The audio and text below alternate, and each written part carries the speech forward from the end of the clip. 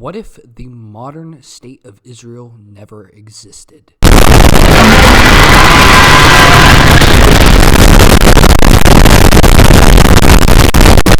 Alright, so if I haven't clearly defined the obvious elephant in the room, this will probably be my most controversial video yet. Considering how I avoided talking about modern Israel in my last video, instead I opted investigating its ancient aspects. However, here I cannot avoid it. Now I have to identify the controversy and stare it in the face. But no matter what I say, people will get mad at me. Either an army of Ben Shapiro's or an army of beluga whales. Maybe both. So with that being said, let's get this scenario started. As I stated in my last video, the modern state of Israel has its roots in Zionism, which was a movement in the 19th and 20th centuries that pretty much gave birth to Israel. Removing this would remove Israel as a whole, and it would pretty much get rid of the idea of modern Israel. However, even with Zionism, there could be some ways the state of Israel could not be established. Also, I think not having Zionism would divert the timeline a little off the rails before the establishment of Israel. Yeah, the butterfly effect does that, but like I haven't ignored that. However, I think the best point of divergence in this timeline is the Holocaust not occurring. As I mentioned in my last video about Israel, the Mandate of Palestine did not have any major Jewish influxes in the population until after the Holocaust. And there is a pretty decent chance that without the Holocaust, modern Israel would not be established. So let's say in this timeline, Hitler decides to not go with the final solution he went with in our own timeline that began the Holocaust. Rather, he would plan to enact the Madagascar Plan after the war, which was a plan to send the Jews to Madagascar. However, this would not happen. Just like in our own timeline, World War II would come to an end, most likely the way it did in our timeline, but unlike in our timeline, the invading armies would not find mass extermination camps. A world without the Holocaust would have three immediate effects. 1. Nazism would be viewed in a semi-more favorable light. Without the mass genocide of Jews in Europe, the Nazis and their ideas wouldn't be looked at in absolute horror. And while there would be a period of denazification in Europe, however, with the Cold War ramping up, the US would most likely allow these ideas to reform at a later date. Similar to our timeline, where the US allowed fascist regimes in Spain and Latin America to continue on. Number 2, Jews would remain in Europe. The Holocaust in our timeline removed a lot of people from their families, homes, and livelihoods, and they had to go to Palestine to start a new life. Without the Holocaust, they wouldn't need to go to Palestine, meaning many Jews remain in Europe. 3. Jews would be seen in a lesser light. The Holocaust completely shocked everyone.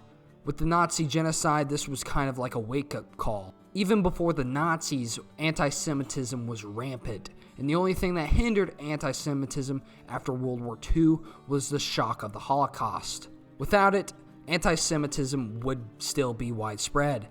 However, it would die down after the Civil Rights Movement. While all this is interesting, I want to focus on the Middle East. So starting in the Middle East, there was a movement in our timeline known as the Pan-Arabian Movement. This movement was aimed to unite the Arabian world under a single state, and there were some attempts. However, the one thing standing in the way of this goal was Israel. Israel cut them off from this goal geographically, politically, and militarily. Israel was, to put it lightly, a distraction and a scapegoat the Arab powers used to blame all their problems on. Without Israel, we would see a more cohesive and more competent Arab governments, which would eventually lead towards a unified Arab state. While I definitely do not think the whole Arab world would be united, I definitely believe a more unified state would occur in the Middle East. This state would most likely consist of Palestine, Jordan, Lebanon, Syria, Iraq, Egypt, and possibly other states such as Kuwait, the UAE,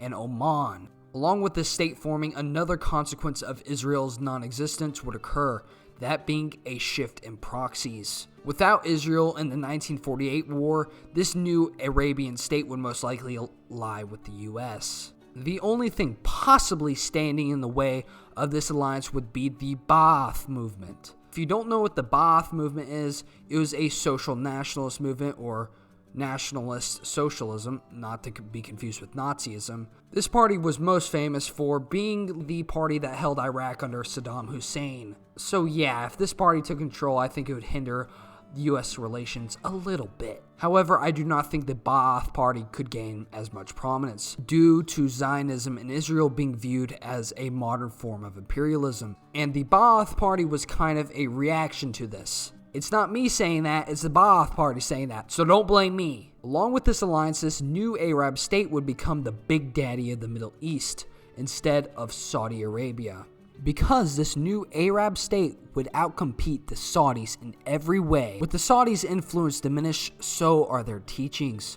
Saudi Arabia in our timeline is a big supporter of jihadism, which is a radical form of Islam and is the basis of most Islamic terror groups such as Al-Qaeda, the Taliban, and With Saudi Arabia's influence and power diminished, these groups would not be funded as well or spread up at all without jihadism being widespread thanks to Saudi Arabia, meaning radical Islam is not a problem in the Middle East, leading to a more mainstream teaching of Islam. While other conflicts could arise due to Soviet sponsoring movements in the Middle East, such as the Ba'athist, communist, or other social nationalist movements, these instances would be isolated, such as the case with South Yemen. It would most likely fall as the USSR does. All in all, this alternate Middle East is a lot less radical and more stable. Wait, I hear the comment warriors out there. Okay, wait. Let me explain myself. Okay, I'm not blaming Israel from instability and radicalism in the Middle East. Israel is very much against this. In fact, they are a victim of it as well. Rather, what I'm trying to say is, all actions have an effect on other actions. And the creation of Israel was a pretty big action, if I'm going to be honest. But that doesn't matter, since no matter what I say, I will be hated by either side. So, yay for me, I guess. And that's the video. I wanted to make this really short to give you guys a filler video, since some of the guys collaborating on the Sinus Romana video are still working on their part of the script. I also kind of wanted to give a channel update. First off, I want to thank you guys for your support. I have gained over 600 subscribers in the past week thanks to my collaboration with Mr. Z. Along with gaining subscribers, I have gained a lot of support. I have also gained some criticism, which is some of it is really valid, and I will work on that to improve my videos. But others, they're not so valid. But I just want y'all to know I'm always working to make my content better. Anyways, if you haven't already, like and subscribe.